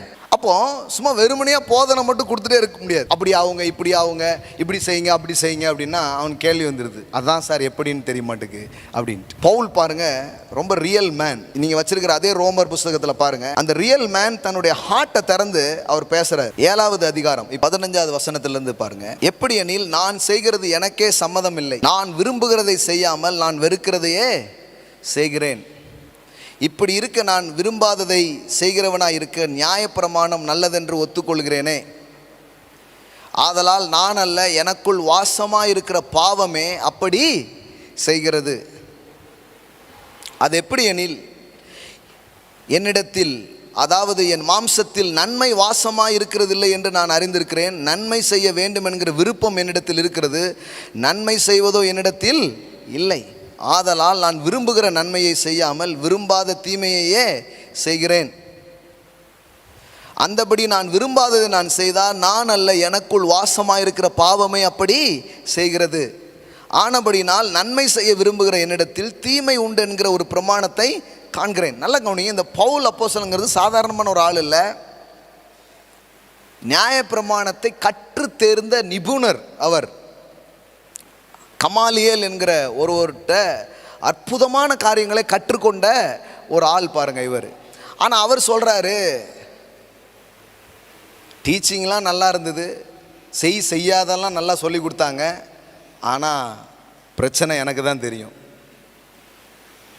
பரிசுத்தமாக இருக்க வேண்டும் அப்படிங்கிறது மட்டும்தான் இருக்கும், ஆனால் எப்படிங்கிறது யாருக்குமே தெரியாது. அதனால தான் பாருங்கள், நிறைய டீச்சிங்ஸ் எல்லாம் ஃபெயிலியர் ஆகிறதுக்கு காரணம் என்னென்னா, எக்ஸ்பீரியன்ஸில் பார்த்தா ஒன்றுமே வரமாட்டுக்கு. அவ்வளோ பெரிய ஆள்கிட்ட படித்தவர், அவ்வளோ காரியங்களை கற்றுக்கொண்டவர் சொல்கிறாரு, தன்னை பற்றி சொல்லும்போது சொல்கிறாரு பாருங்க, 24வது வசனம், நிர்பந்தமான மனுஷன் நான், இந்த மரண சரீரத்திலிருந்து யார் என்னை விடுதலையாக்குவார்? நம்முடைய கர்த்தராகிய இயேசு கிறிஸ்துவின் மூலமாய். பாருங்க, அவருக்கு ஒரு மாற்றம் நடக்குது. அந்த மாற்றத்தை நான் உங்களுக்கு சொல்கிறேன். ஆனால் முதல்ல அவருக்கு இருந்த தவிப்பை நீங்கள் புரிஞ்சுக்கணும். என்ன தவிப்புனா, நான் என்னெல்லாமோ செய்கிறேங்க, நிறைய நல்லது செய்கிறேன், ஊழியம் செய்கிறேன், எல்லாமே பண்ணுறேன், ஆனால் என் இருதயத்தில் இன்னும் ஒரு போராட்டம் இருந்துக்கிட்டே இருக்குது. என் உள்ளத்துக்குள்ள ஒரு உண்மையான மாற்றம் என்ன பண்ணவே இல்லை, நடைபெறவே இல்லை. சில தேவையில்லாத விஷயத்தில் நான் இன்னும் போராடிட்டு தான் இருக்கிறேன். வெளியில் சொல்லலாமா? வெளியில் சொல்லிடவே கூடாது. வெளியில் சொன்னால் என்ன ஆகும்? மரியாதை போயிடும். 4 பேர் உயர்வா நினச்சது இப்போ என்ன ஆகிடும்? தப்பாக போயிடும். அதனால் எந்த அளவுக்கு மூடி வைக்க முடியுமோ என்ன பண்ணுவோம்? மூடி வைப்போம். இப்போ சிலர்லாம் சிலரோட ரொம்ப பழகாத காரணமே என்ன நினைக்கிறீங்க? எங்கே நம்ம வீக்னஸ் வெளியில் தெரிய வந்துடுமோ? நீங்கள் யாரும் என்னை அறிய வேண்டாம், நானும் யாரையும் அறிய விரும்பலை, சாப்பிட்டோமா கிளம்புனோமான்னு இருக்கணும். ஏன்னா இந்த அறியப்படுறதுன்னு வரும்பொழுது என்ன ஆகும்? நம்மளுடைய பலவீனங்கள் வெளியில் தெரிய வரும். ஆக்சுவலி சபையினுடைய நோக்கமே என்னென்னா, நீங்கள் ரியலாக இருக்க முடியும்னு ஒரு இடம் ஒன்று இருக்குதுன்னா அது சபையாக தான் இருக்கணும். ஆனால் இப்போ என்ன ஆயிடுச்சுன்னா, ரொம்ப நடிக்க வேண்டிய இடம் எதுவாக இருக்குது? எவ்வளோ நேரம் தாண்டா ஆவிக்குரிய மாதிரியே நடிக்கிறது, அந்நிய பாஷை பேசுகிற மாதிரியே இப்படி பண்ணு, எவ்வளோ நேரம் தான் பண்ணுறது, ஸ்தோத்திரம் ஸ்தோத்திரம் ஸ்தோத்திரம், எவ்வளோ நேரம் தான். அதனால தான் ரொம்ப நேரம் உட்கார முடிய மாட்டேங்குது. ஏன் ரொம்ப நேரம் நடிக்க முடிய மாட்டேங்குது? ரியலானா நம்ம ரொம்ப நேரம் இருக்க முடியும், ஆனால் ரீலாக ரொம்ப நேரம் என்ன பண்ண முடியாது, இருக்க முடியாது. அப்போ என்ன பண்ணணும்? வாட் இஸ் அ சொல்யூஷன் அப்படின்னா, சபை எப்படி இருக்கணும்னா, என்ன குறைகளும் என்ன குற்றங்களும் இருந்தாலும் அந்த நபரை ஏற்றுக்கொண்டு ஆற்றவும் தேற்றவும் உதவவும் தயாராக இருந்தால் எல்லா மனிதர்களும் தங்கள் இருதயத்தை தைரியமாக திறக்க ஆரம்பிப்பார்கள். ஆமென். இங்கே பாருங்கள், ஒருத்தர் கேட்டார், என்னங்க உங்கள் சர்ச்சில் மேடையில் நின்று ஒருத்தர் தன் மனசில் உள்ளதெல்லாம் திறந்து கொட்டுறாரு அப்படின்னு. நான் இந்த மாதிரி எனக்கு பிரச்சனை இருக்குது, இந்த மாதிரி நான் என் குடும்பத்தை பிரிஞ்சிருக்கிறேன், இந்த மாதிரி ஐ ஹாவ் சர்டன் ப்ராப்ளம்னு எப்படி சொல்கிறாரு? ஏன்னா இந்த இடம் அவ்வளவு பாதுகாப்பானது என்பதை அவர் நம்புகிறார், உணர்கிறார். அதனால் சொல்கிறார். இங்கே யாரும் என்னை குத்த மாட்டாங்க. நோ குத்தல் நோ கத்தல், ரெண்டுமே கிடையாது. ஒன்னே ஒன்று தான், சுகமாக்குறதுக்கு என்ன உண்டோ அதை மாத்திரமே செய்கிறோம். நீங்களா இப்படியா அப்படிலாம் சாக்காகிறதே கிடையாது. ஏன்னா எல்லாருக்கிட்டையும் ஏதோ ஒரு பிரச்சனை இருக்கு. ஹலோ, அப்படி இல்லாத மாதிரியே காட்டிக்கோங்க. அதனால தான் பாருங்கள், மனிதர்களுக்கு முன்பாக நாம் நமக்கு ஒரு பிரச்சனையே இல்லாத மாதிரி சொல்லுவோம், ஆனால் தனியாக போய் உட்காந்து எல்லாருமே அழுதுகிட்டு தான் இருக்கிறாங்க. எப்படி இருக்கீங்க? ஐ எம் ஓகே, ஒரு பிரச்சனை இல்லை அப்படின்னு போயிடுவோம். ஆனால் அப்புறம் ரூமில் போய் உட்காந்துட்டு எவ்வளோன்னு. இது எப்படின்னா, வழி தாங்க முடியலன்னா நான் நல்லவன்னு எவ்வளோ நேரம் தான் நடிக்கிறது. எதுக்குங்க நடிக்கிறீங்க? ஏன்னா அம்புட்டு அடி அடிச்சும் என்ன அவன் ரொம்ப நல்லவேன்ட்டான். அதனால் அடியை நான் என்ன பண்ணிகிட்டே இருக்கேன், வாங்கிட்டே இருக்கேன். என்ன நான் எக்ஸ்போஸ் பண்ண மாற்றிக்கேன், நான் மூடி மூடி வைக்கிறேன். நான் சொல்ல, தட்ஸ் நாட் சர்ச். ஒரு கம்யூனிட்டி உருவாகணும், ஒரு சமூகம் உருவாகணும். என்ன கம்யூனிட்டி, என்ன சமூகம்னா, எந்த நிலையில் வந்தாலும் உங்களை நாங்கள் நேசிப்போம், உங்கள் கூட நிற்போம், உங்களுக்கு உதவுவோம், உங்கள் காயத்தை கட்டுவோம். அதுதான் சர்ச்சுங்க. B real. நீங்கள் நிஜமாக இருக்க முடியும். உங்கள் பிரச்சனைகளையும் உங்களுடைய பலவீனங்களையும் உங்கள் குறைவுகளையும் நீங்கள் வெளிப்படுத்த முடியும். அப்படி வெளிப்படுத்தினீங்கன்னா, ஐயோ நீங்களா அப்படின்னு ஷாக் ஆக போகிறதே கிடையாது. ஏன்னா இங்கே குணமானவங்கன்னு யாரும் கிடையாது, மறைக்கிறவர்கள். சிம்பிளாக சொல்லணும்னா, மாட்டினவங்க மாட்டாதவங்க 2 பேர் தான் இருக்கிறாங்க. செய்யாதவங்க யாருமே இல்லை. அப்படி யாராவது இருக்கீங்களா? நாங்களாம் ரொம்ப கரெக்டுங்கன்னா நீங்கள் தனியாக வாங்க, உங்கள் கூட ஒரு ஃபோட்டோ எடுத்துக்கிறேன். ஒரு ஆளை பார்த்தேன், செமத் இந்த மாதிரி பாருங்கள் அப்படின்னு நானும் எங்கள் வீட்டில் வச்சுக்கிறேன். நான் யாருமே கிடையாது. நாம் எங்கேயோ நம்ம இருதயத்தில் ஏதோ ஒன்றுக்காக போராடி கொண்டே இருக்கிறோம். எத்தனை பேர் ஆமாம் சொல்கிறீங்க? நிஜமாவே இருக்கிறோம். பவுல் அவ்வளோ ஓப்பனாக சொல்கிறாரு பாருங்க. நிர்பந்தமான மனுஷன் நான். இதை போய் எழுதுறமே நம்மளை என்ன நினைப்பாங்க அப்படின்னு நினைக்கல பாருங்களேன். நிர்பந்தமான மனுஷன் நான். யார் என்னை இந்த போராட்டத்திலிருந்து விடுதலை ஆக்குவார்? தெரியுது, அப்படி இருக்கணும், இப்படி இருக்கணும், அப்படி இருக்கணும், எல்லாம் தெரியுது. ஆனால் முடியலையே சார். ஆனால் முடியலையே. இப்போ கவனிங்க, 25. நம்முடைய கர்த்தராகிய இயேசு கிறிஸ்துவின் மூலமாய் தேவனை ஸ்தோத்தரிக்கிறேன். ஆதலால் நானே என் மனதினாலே தேவனுடைய நியாயப்பிரமாணத்துக்கும் மாம்சத்தினாலே பாவ சரீரத்துக்கும் ஊழியம் செய்கிறேன். ஆனபடியினால் கிறிஸ்து இயேசுக்கு உட்பட்டவர்களாக இருந்து மாம்சத்தின்படி நடவாமல் ஆவியின்படி நடக்கிறவர்களுக்கு ஆக்கினை தீர்ப்பில்லை. கிறிஸ்து இயேசுவினாலே ஜீவனுடைய ஆவியின் பிரமாணம் என்னை பாவம் மரணம் என்பவைகளின் பிரமாணத்தினின்று விடுதலை ஆக்கிற்று. ஆமே. தனக்கு நடந்த பிரச்சனையும் சொல்றாரு, அதே மாதிரி சொல்றாரு, இது மாம்சத்தில் நான் இதை ஜெயிக்கல, ஆவியானவர் எனக்கு உதவினதினாலே அத்தனை சங்கடிகளில் இருந்தும் நான் வெளியே ஏறினேன், நான் விடுதலை ஆக்கிட்டேன் என்று அவர் சொல்லுகிறார். ஆமே. நான் சொல்றேன், உங்களுடைய எல்லா போராட்டத்திலையும் நீங்கள் விடுதலை அடைவீர்கள். ஆமென். உங்களுக்கு விடுதலை உண்டு. உங்களை விடுவிப்பது கடவுளுடைய நோக்கமாக இருக்கிறது. ஆனால் நீங்கள் மூடி வைக்கணுங்கிற அவசியம் இல்லை. நீங்கள் உங்களை அப்படியே என்ன சொல்கிறது, ஒரு சாயம் போட்டு பூசணும்னு அவசியமே கிடையாது. நீங்கள் உங்களை திறந்து வைக்கலாம், உங்களை திறந்து வைக்கலாம், உங்களை நீங்கள் வெளிக்காட்டலாம். அப்படி வெளிக்காட்டுற இடமா இந்த இடம் மாறலன்னு வைங்களேன், உண்மையிலே அதுக்கு பேர் சபை கிடையாது. உண்மையிலே அதுக்கு பேர் சபை கிடையாது. கல்லறிகிற இடமா இருந்தால் அதற்கு பேர் சபை கிடையாது. நான் உன்னை ஆக்கினைக்குள்ளாக தீர்க்க மாட்டேன் அப்படின்னு அந்த பெண்ணு கூட நின்னார் பாருங்க, அதுதான் ரியல் சர்ச்சாக இருக்கிறது. அதுதான் ரியல் திங்ஸாக இருக்கிறது. ஆமென். நான் உன் கூட நிற்கிறேன், உனக்கு உதவுறேன், அதிலிருந்து வெளியே வருவதற்கு உனக்கு நான் உதவுவேன். பிரமாணம் போதித்து விட்டு போகிறது, ஆனால் கிருபையோ கூட இருந்து நம்மை குணமாக்குகிறது, நம்மளை விடுவிக்கிறது, நம்மளை தப்புவிக்கிறது. அது சொல்லிட்டு போயிடுறது இல்லை. கிருபை இப்படி இருக்கணும், அப்படி வாழணும், இப்படி இருக்கணுமாக்கும் அப்படின்னு அது போதிச்சுட்டு போகிறது இல்லை. ஆனால் தான் கிருபை என்பது ஒரு எழுத்து அல்ல, கிருபை என்பது ஒரு ஆவி. அவர்களுக்கு எழுத்து கொடுக்கப்பட்டது, எழுத்து கொல்லும், ஆனால் ஆவியோ உயிர்ப்பிக்கும். The letter kills, the spirit is quickened. அது உங்களை உயிரோடு எழுப்புது. அவர்களுக்கு பிரமாணம் கொடுக்கப்பட்டது, நமக்கோ குமாரனே கொடுக்கப்பட்டார். ஆமென். நமக்கு இப்பொழுது ஒரு போதனை கொடுக்கப்படலை, உபதேசம் கொடுக்கப்படலை, ஒரு நபர் கொடுக்கப்பட்டிருக்கிறார். இப்போ என்ன பண்ணோம்? இப்போ அந்த நபரோட வாழ்றது, அந்த நபரோடு நெருங்கி வர்றது. மதம் என்ன சொல்லிட்டு, பரிசுத்தம்தான் இயேசுவை அடைவதற்கு வழி அப்படி சொல்லிட்டு, அதனால் எல்லோரும் ட்ரை பண்ணிட்டு இருக்காங்க எப்படியாவது பரிசுத்தமாகி இயேசுவை அடைஞ்சிடலான்ட்டு. ஆனால் கிருபை என்ன சொல்லுதுன்னா, இயேசுதான் பரிசுத்தத்தை அடைவதற்கு வழி. ஆமென். Holiness is the way to Christ அப்படி சொல்லிட்டாங்க. No my friend, Christ is the way to holiness. நீங்க எப்போ இயேசுவை பெறுறீங்களோ அவரோடு வாழ ஆரம்பிக்கிறீங்களோ, அவரோடு பழக ஆரம்பிக்கிறீங்களோ, அப்போ என்ன நடக்கும்? அவர் மாதிரியே மாறுவீங்க. ஞானியோடு சஞ்சரிக்கிறவன் ஞானம் அடைகிறான். அப்போ நீங்கள் ஏதோ ஒன்று செய்யணுங்கிறத நம்ம வாழ்க்கையில் பிரதானமாக வைக்காம அவரோட பழகிறது, அவரோட பேசுறது. சகேயு மாறணும், திருந்தணும், பரிசுத்தமாகணும் இப்படிலாம் யோசிக்கவே இல்லைங்க. இயேசுவை பார்க்கணும்னு யோசித்தான், அது எல்லாமே நடந்துருச்சு. ஆனால் இங்கே திருந்தணும் மாறணும்னு நினைக்கிறவங்க அங்கேயே தான் உட்காந்துருக்காங்க. நான் இயேசுவை பார்க்கணுங்க, அவரை பார்த்துட்டா போதும். அவர் சொல்கிறாரு, பார்த்தா மட்டும் இல்லை தம்பி, இன்னைக்கு உன் கூட தங்க போகிறேன் அப்படின்ட்டு. 2 பேரும் நடந்து வந்துட்டே இருக்கிறாங்க. போன வாரத்துக்கு முந்தின வாரம் சர்ச்சில் அதான் எடுத்தேன். ஒரு மனுஷன் அப்படின்னு பேசினேன். கேட்கலன்னா கேளுங்க, யூடியூப்பில் இருக்குது சகேயு கதை. இயேசு அவனும் நடந்து போயிட்டே இருக்காங்க. போயிட்டே இருக்கும்போது இயேசு நின்று, உன் வாழ்க்கையில் இவ்வளோ குழப்பம் இருக்குது, இவ்வளோ பிரச்சனை இருக்குது, அதெல்லாம் தூக்கி வை, அப்போ தான் உன் வீட்டுக்குள்ளே வருவேன் அப்படி சொல்ல பாருங்க. சகேயு நின்று இயேசுவை பார்த்து சொல்கிறான், ஆண்டவரே மாறலான்னு முடிவு பண்ணிட்டேன், தூக்கி கொடுத்துடலான்னு முடிவு பண்ணிட்டேன். இவர் ஒன்றும் சொல்லவே இல்லை. என்னமோ தெரில, இவர் கூட கொஞ்சம் நேரம் நடந்தாலே இவருக்கு ஒப்பாக, அந்த சாயலுக்கு ஒப்பாக மறுரூபப்படுகிற வல்லமையும் ஆற்றலும் அங்கிருந்து வருகிறது. அப்ப பாருங்க, இது ரொம்ப கஷ்டமாக்கிட்டாங்க. இது ரொம்ப கஷ்டம் இல்லை, ரொம்ப இஷ்டம், ரொம்ப இஷ்டமா செய்யக்கூடியது. இயேசு கூட பழகுங்க, அவரை பின்பற்றுங்க, அவரை பாருங்க, அவரோட பேசுங்க. அப்போ என்ன நடக்க ஆரம்பிக்கும்?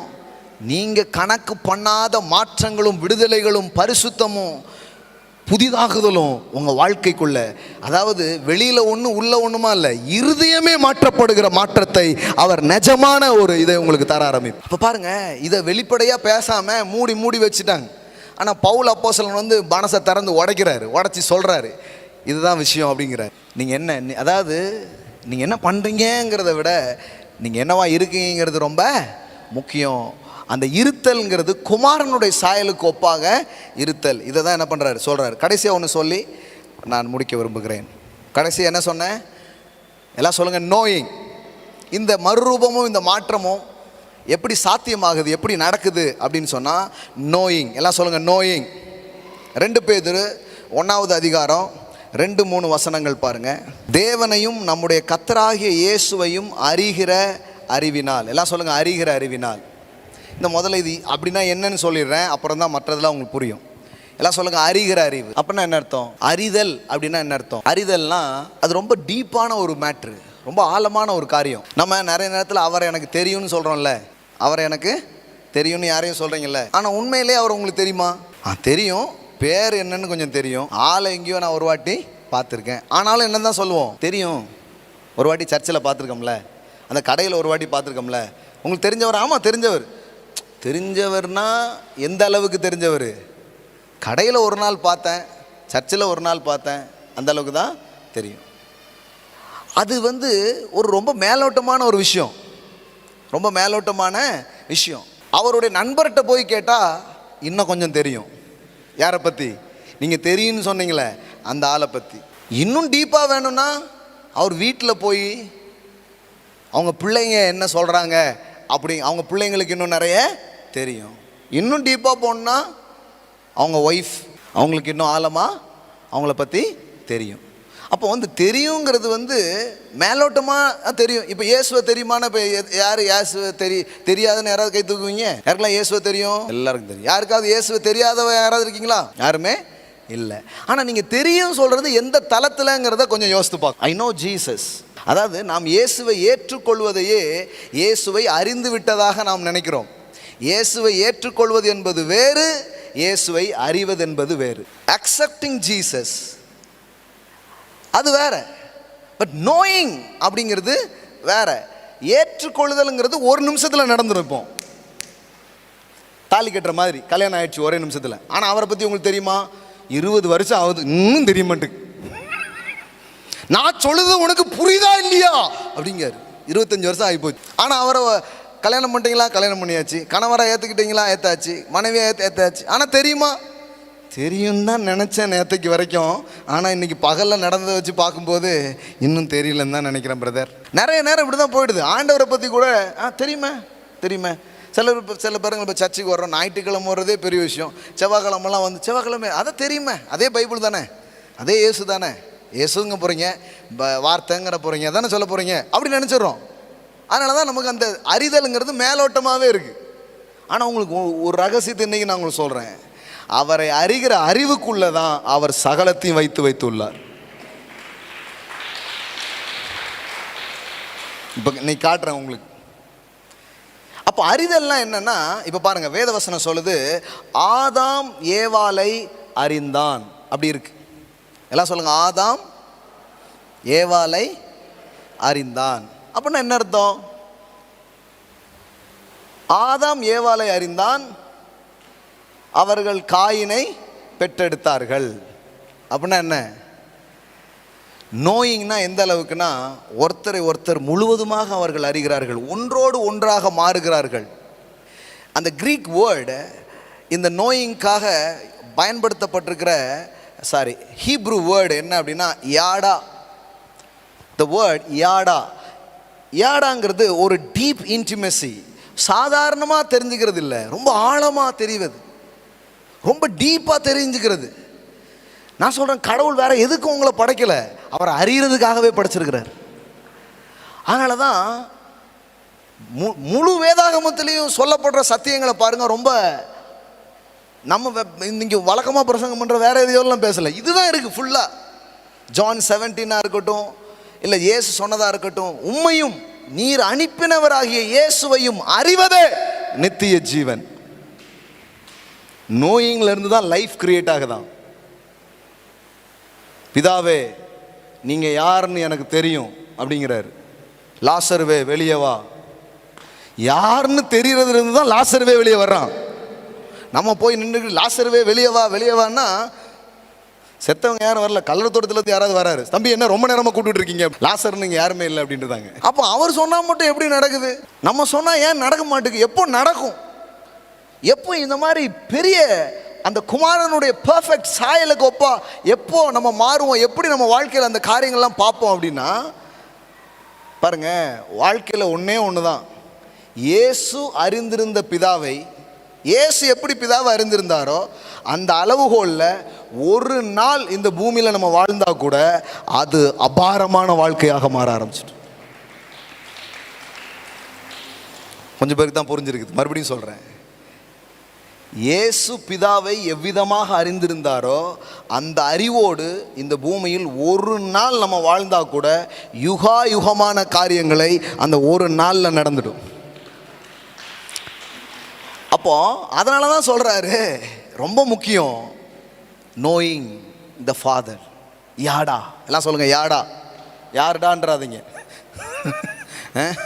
யாடா, த டீப் இன்டிமெசி. ஆதாம் ஏவாளை குறித்து, ஏவாளை அறிந்தான்னா ஏவாளை பற்றி புக்கு படித்தான்னு அர்த்தம் கிடையாது. இப்போ நம்மளும் என்ன நினைக்கிறோம், புக்கு படிச்சுட்டாலே தெரிஞ்சிடும்னு நினைக்கிறோம். புக் படிக்கிறது நல்லது, நீச்சல் அடிப்பது எப்படி அப்படின்னு புக் படிச்சுட்டு இருந்தால் எப்படி இருக்கும்? இப்போ தண்ணிக்குள்ளே இறங்கணும். அனுபவத்திலே எதை படிக்கிறீர்களோ அதுதான் நிஜமாக இருக்கும். ஆண்டவரை பற்றி 1000 தெரியலாம், ஆனால் நீங்கள் அவரோட க்ளோஸாக இருக்கிறீங்களா, அவரோடு பழகுறீங்களா, அவரோடு பேசுகிறீங்களா, உங்கள் அனுபவத்தில் ஆண்டவர் யார், அதுதான் உங்கள் வாழ்க்கையில் கனிகளாக பலன்களாக மாற ஆரம்பிக்குமே தவிர அறிவில் இருப்பது வேலைக்காகாது. எக்ஸ்பீரியன்ஸில் எனக்கு தெரியும். அதனால தான் பவுல் சொல்கிறார், நான் விசுவாசித்திருக்கிறவர் இன்னார் என்று அறிவேன். அந்த தீ சூளையில் நிற்கும் போது அவர்கள் சொல்கிறார்கள், அவர் எங்களை தப்புவிக்க வல்லவராக இருக்கிறார். யாருன்னு எங்களுக்கு தெரியுங்க, ராஜாவா நீ இருந்தாலும் உன் கையுக்கும் எங்களை அவர் தப்புவிப்பார். ஆமென். நோயிங், எல்லாம் சொல்லுங்க, நோயிங். நோயிங். உங்களுடைய லட்சியமே எதுவாக மாறணும்னா, அப்பா நான் உங்களை இன்னும் தெரிஞ்சுக்கணும், I want to know more, நான் இன்னும் உங்களை புரிஞ்சுக்கணும், நீங்கள் யாருங்கிறத குறித்த வெளிப்பாட்டில் நான் வளரணும். அப்படி வளர்ந்தா என்ன நடக்கும்? ஒரே லைனில் முடிக்கிறார் பாருங்க. நீ 100 காரியம் தேடிட்டு இருக்கலாம், 1000 பிரேக் த்ரூஸ்க்காக நீங்கள் வெயிட் பண்ணிட்டு இருக்கலாம், அம்புட்டும் ஒரே ஒரு சாவிக்குள்ளே தான் இருக்கு. இங்கே பாருங்க, 2வது வசனம், 1வது 2வது வசனம். தேவனையும் நம்முடைய கர்த்தராகிய இயேசுவையும் அறிகிற அறிவினால், எல்லாம் சொல்லுங்க, அறிகிற அறிவினால் உங்களுக்கு கிருபையும் சமாதானமும் பெருக கடவது. என்ன வார்த்தை பாருங்க அது, grace and peace, it will multiply your life, it will உங்க வாழ்க்கையில் அது மல்டிபிள் ஆகிட்டே இருக்கும். கிருபையும் சமாதானம் உங்க வாழ்க்கையில் என்ன பண்ணிட்டே இருக்குமா, பெருகி கொண்டே இருக்கும். நம்ம சமாதானமே இல்லையே அப்படிங்கிறோம். கிருப கிருப கிருப கிருப கிருப அப்படிங்க. ஆனா அவர் சொல்றாரு, அவரை அறிகிற அறிவில் கிருபையும் இருக்கு, சமாதானமும் இருக்கு.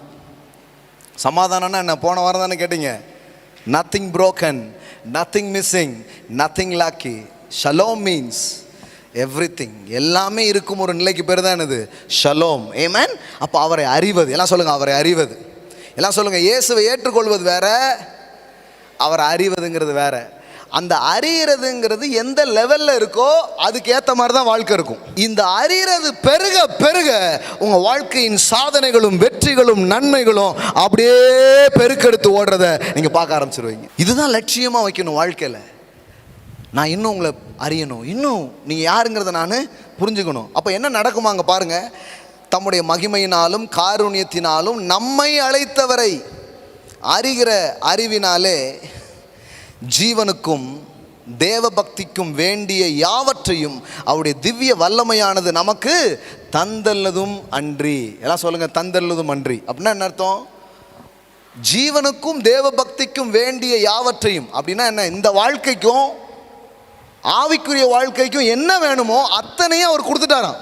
It's already given. உங்க வாழ்க்கைக்கு என்ன வேணும்? நம்ம அதெல்லாம் இல்லைன்னு இருக்கிறோம், அதெல்லாம் கிடைக்கலன்னு இருக்கிறோம். அவர் சொல்றாரு, எல்லாம் கொடுத்தாச்சு. கொடுத்தாச்சா? எங்க சார் கொடுத்துருக்கு? எங்க இருக்காது? கிருபை கொடுத்தாச்சு, சமாதானம் கொடுத்தாச்சு. இந்த ஜீவனுக்கு உங்க பைபிளை நல்லா படிச்சு பாருங்க, இதை விட்டுறாதீங்க.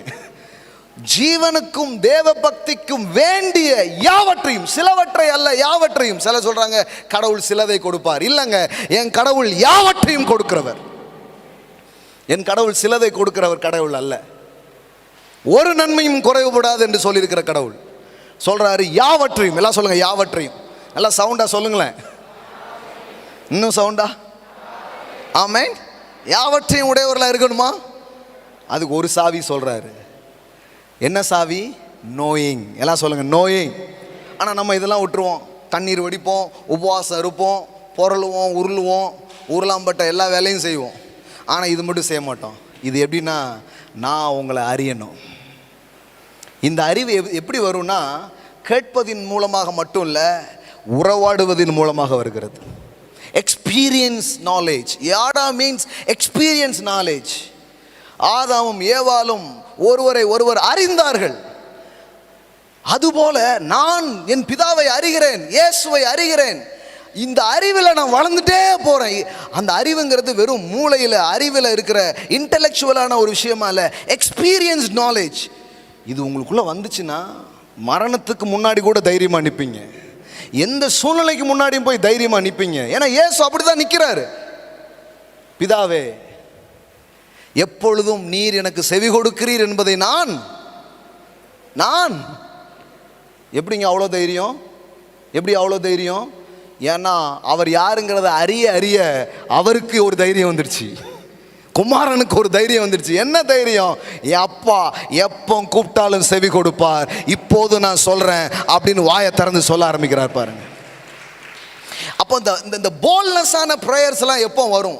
ரொம்ப தைரியமான ஜபங்கள்லாம் எப்போ வரும்னா, நோயிங். அவர் யாருன்னு எனக்கு தெரியுங்க.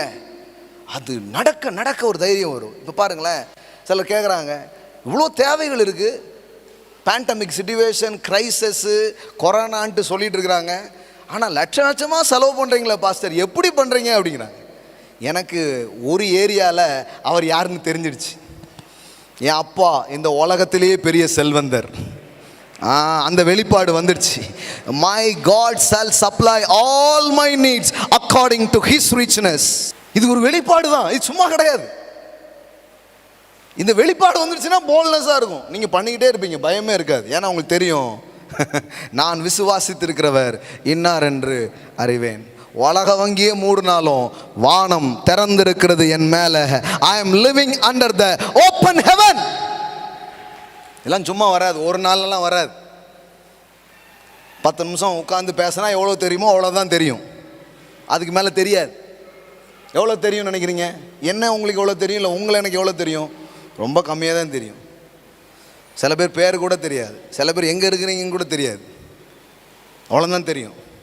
ஆனால் இந்த மாதிரி நம்ம கடவுளை குறித்த புரிதலை வச்சோம்னா வாழ்க்கை அந்த நிலையில தான் இருக்கும். அதனால தான் அதுதான் அளவுகோல். தங்கள் தேவனை அறிந்திருக்கிற ஜனங்கள் என்ன பிரதர் செய்ய வேண்டாமா, செய்ய வேண்டாமா? டூயிங் முக்கியம் இல்லையா? இல்லை, நோயிங் தான் ரொம்ப முக்கியம். ஏன்னா தானியேல் 11:32 இப்படி வாசிக்கிறோம், தங்கள் தேவனை அறிந்திருக்கிற ஜனங்கள் திடன் கொண்டு அதற்கு ஏற்றபடி செய்வார்கள். எத்தனை பேர் புரிஞ்சுன்னு தெரியலையே. அதாவது நம்ம செய்யணும், பெருசா செய்யணும், அப்படி செய்யணும், இப்படி செய்யணுங்கிறோம். அவர் சொல்கிறாரு, அதெல்லாம் ரொம்ப டயர்டாயிடாத. நான் யாருன்னு புரிஞ்சிட்டேன்னா தங்கள் தேவனை அறிந்திருக்கிற ஜனங்கள் திடன் கொண்டு அதற்கு ஏற்றபடி செய்கிறார்கள். அப்போ செய்யறதுக்கு முன்னாடி என்ன வருது? அறிதல். எல்லாம் சொல்லுங்க அறிதல். நோயிங். எல்லாம் சொல்லுங்க நோயிங். அப்ப தங்கள் தேவனை அறிந்திருக்கிற ஜனங்கள் திடன் கொண்டு அதற்கேற்றபடி செய்வார்கள்.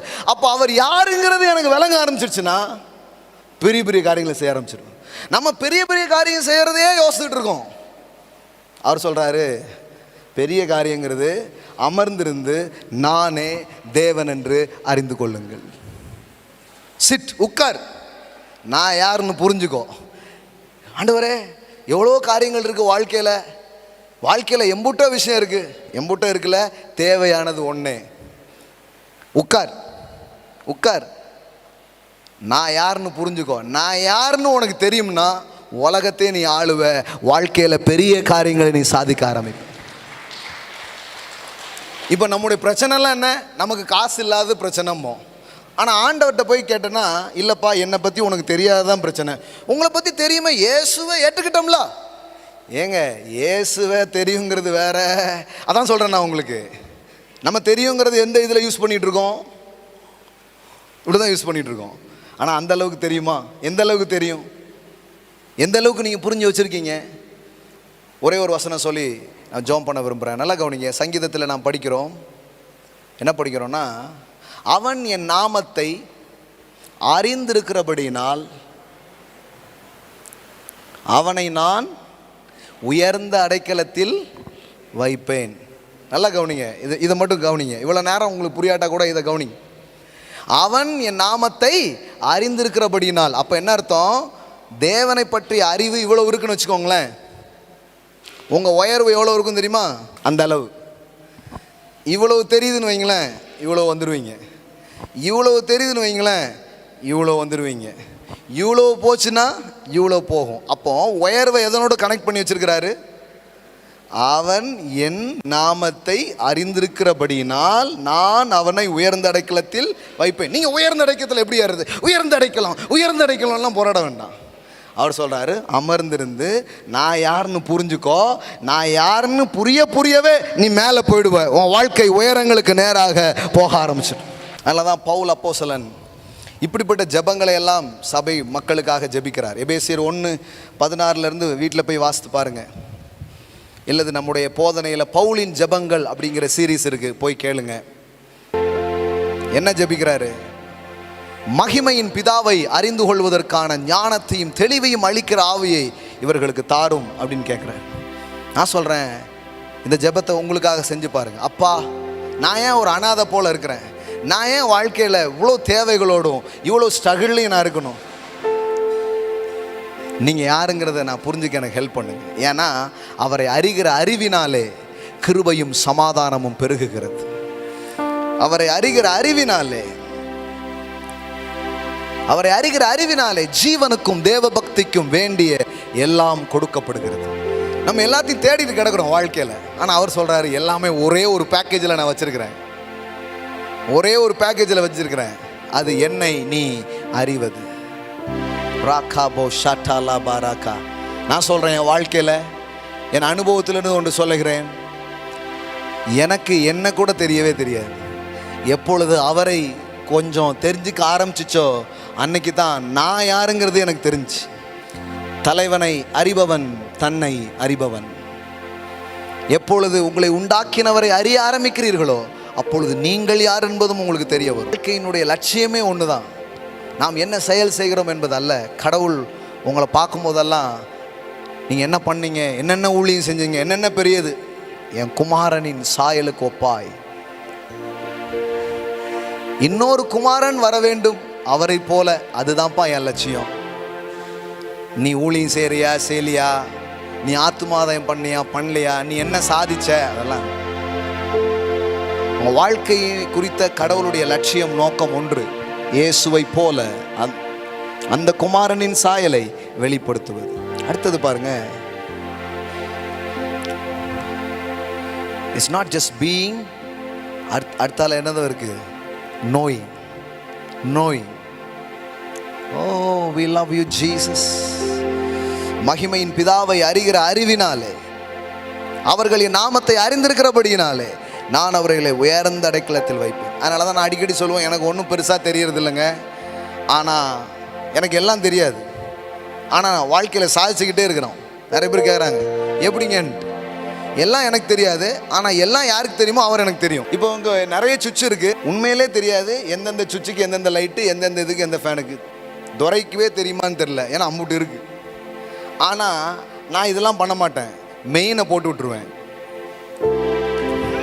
மெயினை போட்டுட்டா எல்லாமே எரிய ஆரம்பிச்சு. அந்த மெயின் பாயிண்ட் தான் உங்களுக்கு சொல்லிட்டு இருக்கேன். நீங்க என்ன பண்றீங்க, திருமணத்துக்கு என்ன செய்ய வேண்டும், பணத்துக்கு என்ன செய்ய வேண்டும், பிசினஸ்க்கு என்ன செய்ய வேண்டும், அதற்கு என்ன செய்ய வேண்டும், வீடு கட்டுவதற்கு என்ன செய்ய வேண்டும். மார்த்தாலே அநேக காரியங்களை குறித்து கவலைப்பட்டு கலங்குகிறாய். தேவையானது ஒன்றே, தேவையானது ஒன்றே. சில நேரத்தில் இது உங்களுக்கு வித்தியாசமா தோணலாம், ஆனா இதுதான் நிஜம், இதுதான் சத்தியம். சத்தியத்தை அறிவீர்கள், சத்தியம் உங்களை விடுதலையாக்கும். இதுதான் சத்தியம். எங்க உயர்வுக்கு பின்னாடி வேற எதுவுமே இல்லை, எங்களுடைய வளர்ச்சிக்கு பின்னாடி வேற எதுவுமே இல்லை. ஒன்னே ஒண்ணுதான் இருக்கு, அவரை அறிகிற அறிவு. உயர்த்துகிற ஒரு தேவனை, வாழ வைக்கிற ஒரு தேவனை பார்க்க பார்க்க உயர்வுகளும் வாழ்வுகளும் வர ஆரம்பிக்கிறது. நிறைய டைமென்ஷன் இருக்குதுங்க. நீங்க கேளுங்க இன்னைக்கு, பிதாவே, இயேசு வெளிப்படுத்தின பிதாவை மனம் திறந்து அவர்கிட்ட பேச ஆரம்பிங்க. கொஞ்ச நேரம் பேசு. ஏன்னா நமக்கு வெறும் அறிவு மட்டுமே நிறைய நேரம் வச்சுக்கிட்டு ஒண்ணுமே பண்ண முடியாது. ஜஸ்ட் அவர் கூட கொஞ்ச நேரம் பேசுங்க, அவரோட கொஞ்ச நேரம் பேசுங்க. ராக்லமா ஷாத்தாரா பாலாரா. இயேசு உம்மை அறிந்திருந்தது போல நான் உம்மை அறிந்திருக்க எனக்கு உதவி செய்யும் கேளுங்க. இயேசுவுக்கு உங்களை பத்தி என்ன தெரியும், அது எனக்கும் தெரியணும். அந்த அளவுக்கு நான் வளரணும். பரிசுத்த ஆவியானவர் பிதாவின் ஆழங்களை அறிந்திருக்கிறார் என்று வேதம் சொல்லுகிறது. ஹோலி ஸ்பிரிட், பரிசுத்த ஆவியானவரை பற்றி வேதம் சொல்லுங்கும் போது அவர் தேவனுடைய ஆழங்களை அறிந்திருக்கிறார். அவர்கிட்ட நீங்க கேளுங்க, ஹோலி ஸ்பிரிட் ஹெல்ப் மீ. பரிசுத்த ஆவியானவர் எனக்கு உதவி செய்யும். இந்த நல்ல இயேசுவை அறிகிற அறிவினாலும், இந்த நல்ல பிதாவை அறிகிற அறிவினாலும் என்னை நிரப்பும், என்னை அதுக்குள்ள நடத்துங்க. அந்த குமாரனின் சாயலுக்கு ஒப்பாக என் வாழ்வு மறுரூபமாகிற விதங்களில் என்னை நடத்துங்க. ஓ ராக்லே போ ஷாட்டா லாபா ராகாதாரா. நான் சொல்றேன், இன்னைக்கு உங்க வாழ்க்கையில மிகப்பெரிய வெளிச்சத்தின் நாளாக மாறும். இன்னைக்கு ஒரு பெரிய பிரேக் த்ரூஸின் நாளாக மாறும். இன்னைக்கு உங்க வாழ்க்கையில இதுவரைக்கும் நடக்காத காரியங்களை நீங்க பார்க்கிற ஒரு நாளாக மாறும். இன்னைக்கு ஒரு மறுரூபத்தின் நாளாக மாறும். ராபோ ஷாட்டா லாகாதாரா பாலா காதாரா போ காராபோ. சுகத்துக்காக காத்துட்டு இருந்தீங்கன்னா சுகமாக்கு வரை அறிந்து கொள்ளுங்கள். சுகம் அப்படியே மடியில விழுறதை நீங்க பார்ப்பீங்க. எல்லாமே முக்கியமானது, ஆனா ஒரு முக்கியமானதுக்குள்ள எல்லாத்தையும் அவர் வச்சிருக்கிறார். இது பெரிய ரகசியம். மக்கள் எல்லாத்தையும் ஒன்று ஒன்றா தேடிட்டு இருக்கிறாங்க, ஆனா எல்லா தேடலும் ஒன்றுக்குள் இருக்கிறது, அவரை அறிகிற அறிவு. ஒவ்வொரு நாளும் அவரோட பேசுங்க, அவரோட உறவாடுங்க. நீங்க உறவுக்காக உண்டாக்கப்பட்டவங்க, உறவுக்காக உண்டாக்கப்பட்டிருக்கிறீங்க. அவரோட பேசுங்க. இன்னும் நான் உங்களை தெரிஞ்சுக்கணும்னு கேளுங்க. இந்த பயணத்தில் நீங்கள் வந்துட்டே இருந்து பாருங்க, உங்கள் வாழ்க்கையில் சமாதானம், கிருபை, உங்களுக்கு என்னெல்லாம் வேணும்லாம் அதை அம்புட்டும் உங்களை சுற்றிலும் அப்படியே கொட்டப்படுறதை நீங்கள் பார்க்க ஆரம்பிப்பீங்க. அவரோடு பழகி சிநேகமாயிரும். அப்பொழுது ஒப்பீரின் தங்கத்தை ஆற்று கற்களை போல நீங்கள் குவித்து வைப்பீர்கள் என்று எழுதப்பட்டிருக்கிறது. ஓ ரஷான்டாலாபாரா. என்னெல்லாமோ போய் பண்ணணுன்ட்டுல, இயேசுவை போல அந்த குமாரனின் சாயலுக்கு ஒப்பாக நான் மாறுவது. It's not doing, it's not just doing, no. It is being, it is knowing. Thank you daddy.